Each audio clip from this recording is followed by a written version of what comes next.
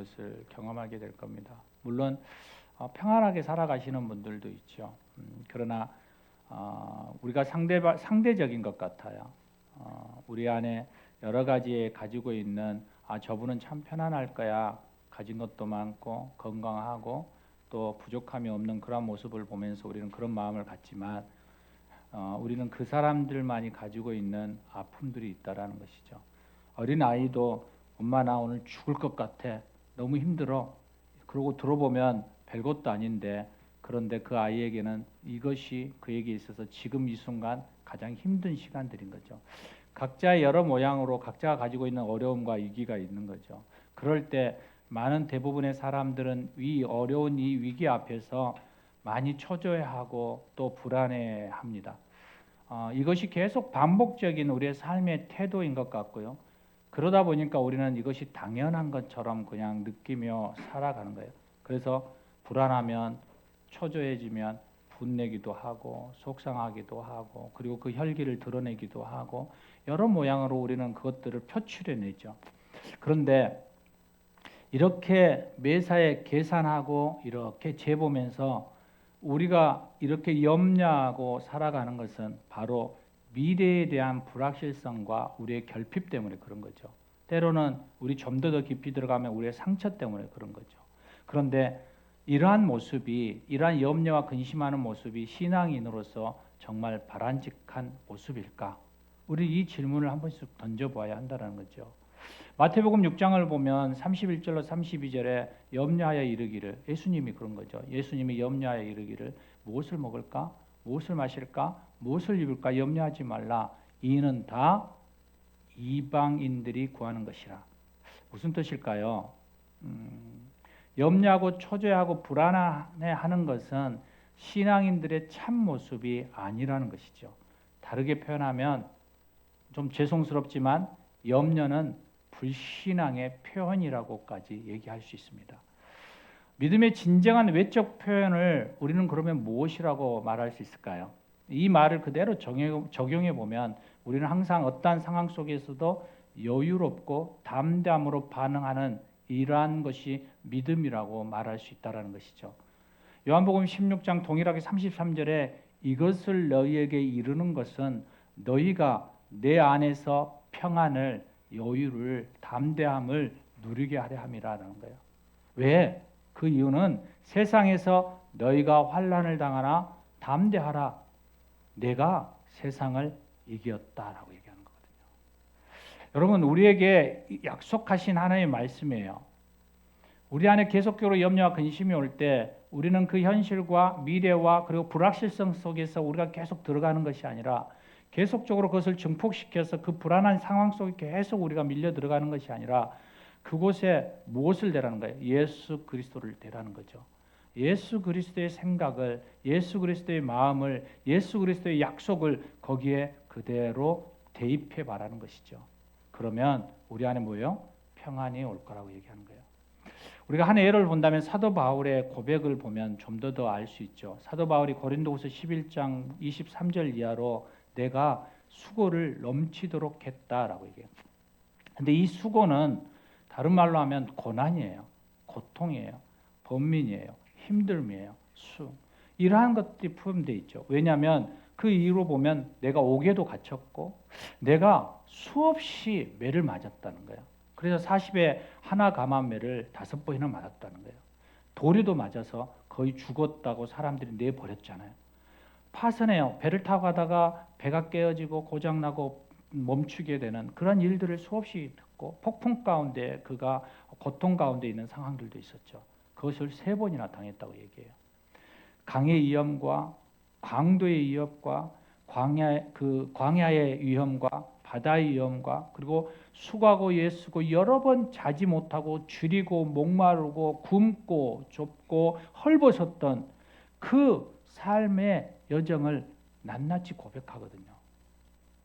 그의 삶이 편안한 삶이 아니었다라는 거예요. 그의 삶이 예수 그리스도의 능력을 선포하며 죽은 자를 살리고 병든 자를 낫게 하고 그 예수 그리스도 안에서 감옥 문이 열리고 하는 그런 일들만 있은 게 아니라 그 내면에는 이러한 숱한 수고와 고난과 아픔과 힘듦이 그의 안에 있었다라는 거예요. 여러분, 이것을 우리가 간과해서는 안 되는 거예요. 여러분, 우리가 믿음의 삶을 살아가면서 수많은 사람이 편안하고 안정하고 여유 있고 그리고 편안하게 대처하는 그 모습을 보면서 저 사람은 고난이 없나 보다, 저 사람은 어려움이 없나 보다, 우리는 그런 생각들을 가질 수 있는데 아니죠. 그것을 능히 넘어가고 있는 거죠. 바울에게 많은 고난들이 닥쳐왔지만 그가 오히려 그것을 통해서 감사하고 그가 이렇게 고백하거든요. 약한 데서 내가 온전해졌다라는 거예요. 여러분, 세상은 너희가 부하고 높아지고 성공할 때 너희가 온전해라고 얘기하는데 바울은 지금 뭐라고 얘기하냐면 우리가 약할 때, 부족할 때, 공핍할 때, 힘들 때 너희가 온전해진다라고 얘기하고 있는 거예요. 전혀 세상의 그러한 가치와 세상이 취하는 전혀 다른 이야기를 하고 있는 거예요. 그 이유가 뭐냐고 물을 때 바울은 이렇게 하는 거죠. 그로 통하여서 믿음이 내가 견고해지고 하나님의 나라가 확장되어지는 그 결과를 보았기 때문이라는 거예요. 사도 바울의 삶 속에서 이런 경험을 쌓았기 때문에 그가 어떠한 어떠한 상황과 환경 가운데서도 그는 여유로웠고 담대할 수 있었다라고 얘기하고 있는 거예요. 웬만한 어려움이나 고난이 와서 야, 큰일 났다 이렇게 호들갑 떨지 않는다라는 거예요. 야, 내가 이것으로 인해서 어떻게 하지? 염려하지 않는다라는 거예요. 왜냐하면 그의 인생 속에서 그 사역 속에서 모든 것을 합력하여 선을 이루신 그 하나님을 그는 경험했기 때문이에요.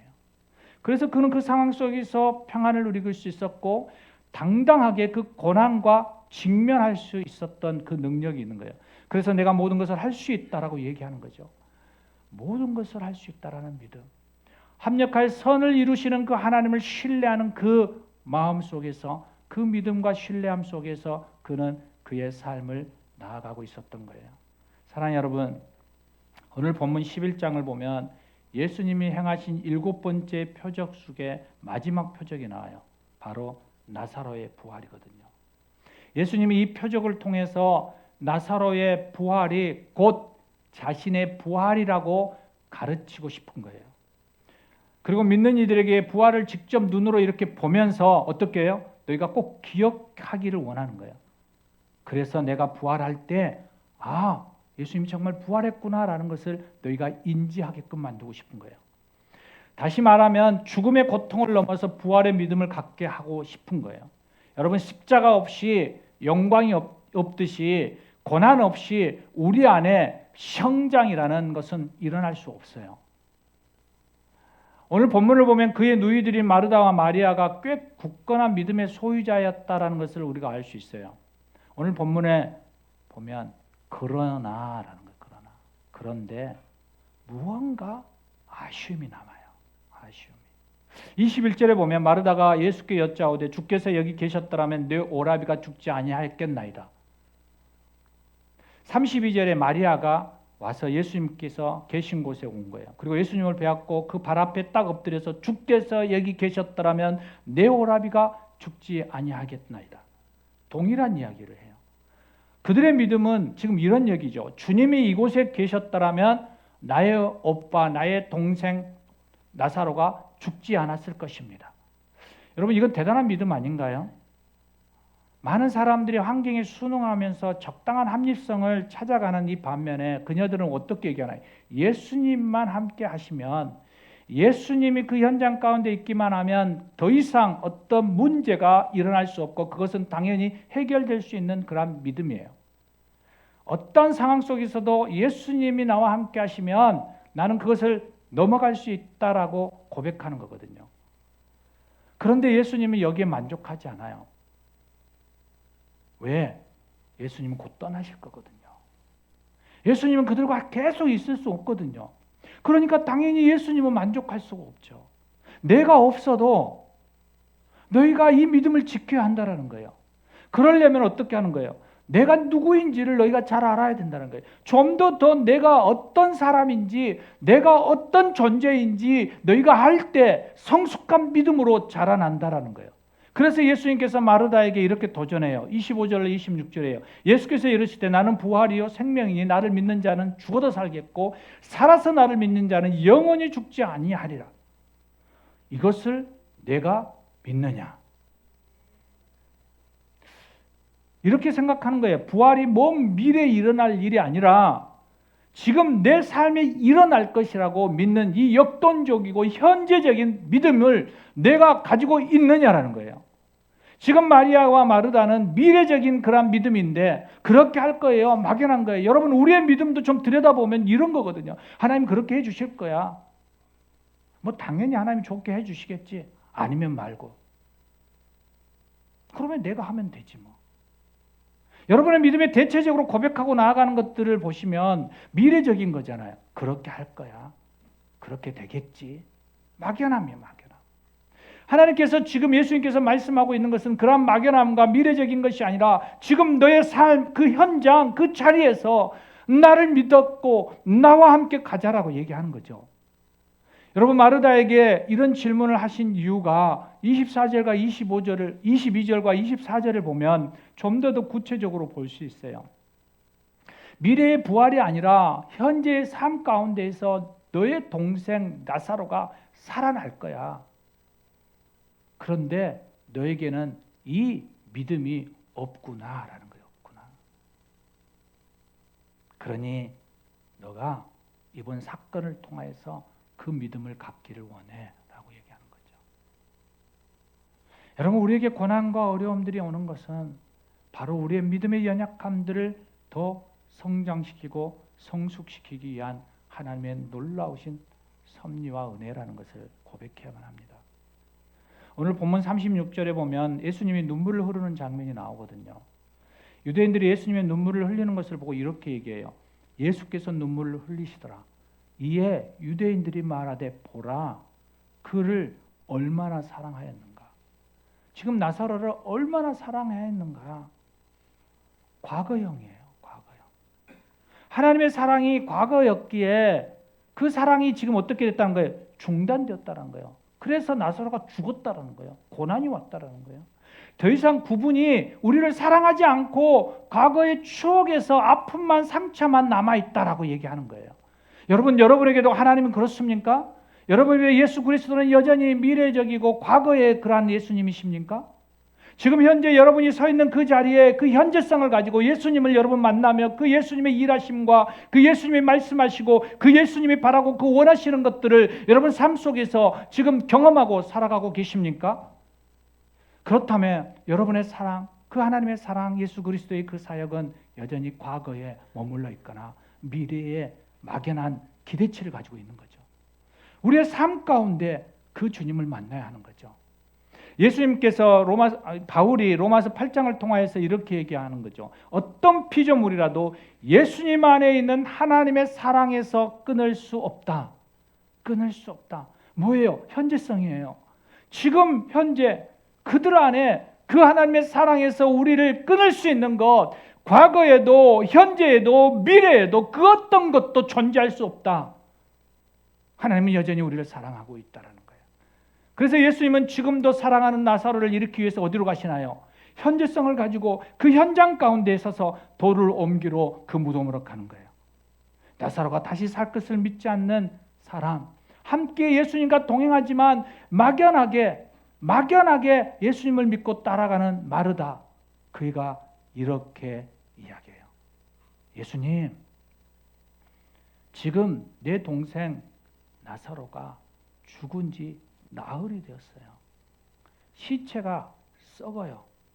냄새가 날 거예요. 그러니까 소용없는 짓이에요. 그냥 이대로 받아들이고 그냥 가요. 우리는 괜찮아요. 나중에 부활될 때 만날 거니까요.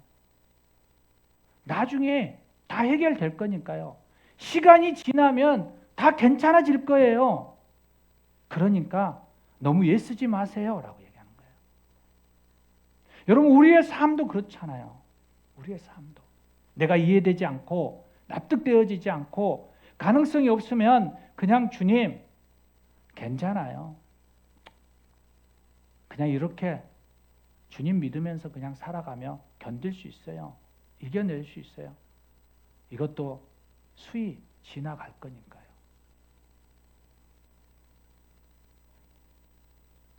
우리에게 주님이 고난을 주시는 목적이 뭘까요? 나사로의 사건을 통해서 부활의 표적을 보여주시면서 동시에 그들의 믿음이 이전과 비교할 수 없을 정도로 굳건해질 것을 위해서 주님은 바라보고 계시는 거예요.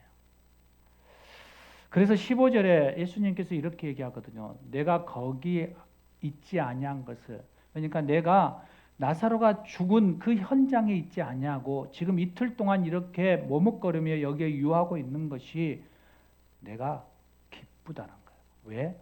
너희 때문에. 너희로 믿게 하려고 하기 때문에. 너희의 믿음이 얼만큼 성장될 것을 내가 보니까 내가 기쁘다라는 거예요. 나사로가 살아나는 것에 대한 기적과 표적으로 인해서 주님이 기뻐하는 것이 아니라 무슨 얘기예요? 너희가 그 사건의 죽은 현장 가운데 나사로가 부활하여 살아나는 것을 보고 너희의 믿음이 얼만큼 커져갈 것을 보니까 내가 기쁘다라는 거예요. 여러분, 주님이 말씀하시고 주님이 원하시는 사랑의 방식이에요. 주님이 우리를 향해서 훈련하는 방식이에요.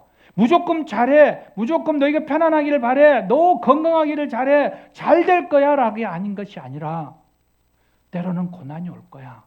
때로는 가시밭길을 갈 거야. 때로는 힘든 일도 생길 거야. 미치도록 죽을 만큼 고통 가운데 있기도 할 거야. 그런데 그것을 넘어가고 나면 내가 얼마나 너를 사랑하는지, 내가 얼마나 나를 더 깊이 믿게 할지 그 믿음을 보니 내가 기쁘다라고 얘기하는 거예요. 사랑하는 여러분, 여러분의 삶의 모든 자리 안에 그 주님이 여러분 안에 있기를 소망합니다. 저는 이 말의 의미를 참 잘 몰랐어요. 목기 초기에는 이해할 수도 없었고, 야 이거 완전히 궤변이야. 변증론적으로 보면 말도 안 되는 소리죠. 얼마든지 논쟁하고 그것에 대해서 거짓임을 말하고 싶었죠. 그래서 항변했어요. 도대체 너무 이해할 수 없는 그러한 이야기잖아요. 저의 인생의 큰 굴곡을 여러분 아시잖아요. 편안하게 잘 살아가던 저에게 하나님께서 어느 날 건강에 악화를 시켰어요. 그래서 부르셨어요. 그래서 예, 할게요. 그리고 목사가 됐잖아요. 사역을 잘하고 있는데 갑자기 저의 목회지도 다 연결되고 이렇게 잘 그냥 평탄한 길 일사천리로 나아가는 그러한 가운데 하나님께서 둘째 아들을 데려가시면서 너 개척해라고 얘기했어요. 그러니까 어떻게 해요? 그냥 그 고뇌 앞에 순종해서 네. 그래서 교회 개척했잖아요. 여러분 목회를 열심히 하고 있는데 어느 날 저에게 몸에 연약함을 주시더니 너 이제 그만해. 그게 멈췄어요. 모든 가정을 돌아볼 때 여러분 하나님이 왜 이렇게 불필요한 시련을 내게 주세요? 아무런 도움이 되지 않는 거잖아요. 이 고난이 하나님의 영광이나 저의 신앙의 삶에 전혀 도움이 되지 않아요. 이건 무의미한 거예요. 맨전 고통 가운데 이 나날 속에서 기다리고 나아가지만 다시 원점이잖아요. 계속 반복되어지는 거잖아요. 왜 이런 무미한 일들을 해요? 그냥 계속 성장하고 성공하고 나아감으로 인해서 하나님의 영광을 더 높이 드러내고 모든 이들에게 그 하나님의 일하심들을 나타내 보이시는 게 훨씬 크잖아요.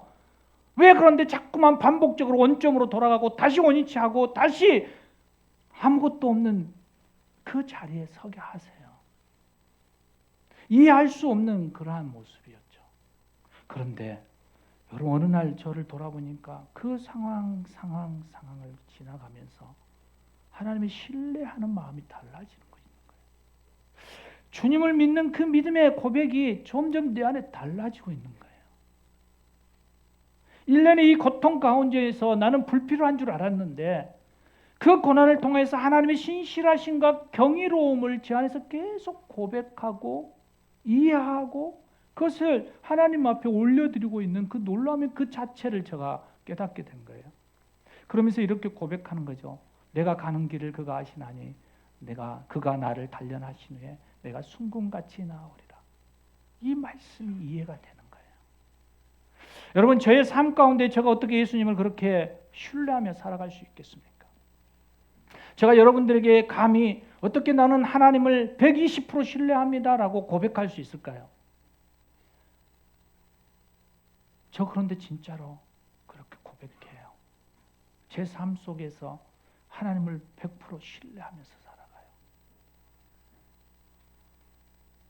순간순간 감정이 올라오고 순간순간 낙심이 되고 순간순간 끊임없이 하나님 앞에 항변하는 그런 모습은 있지만 다시 주님 앞에 서서 주님 그렇습니다. 바로 항복하고 순복하고 그분 앞에 엎드려요. 그것이 바로 저의 삶에 하나님이 만져주셨던 그 놀라운 은혜들을 경험했기 때문이에요. 그 고난과 어려움 속에 만지셨던 그분.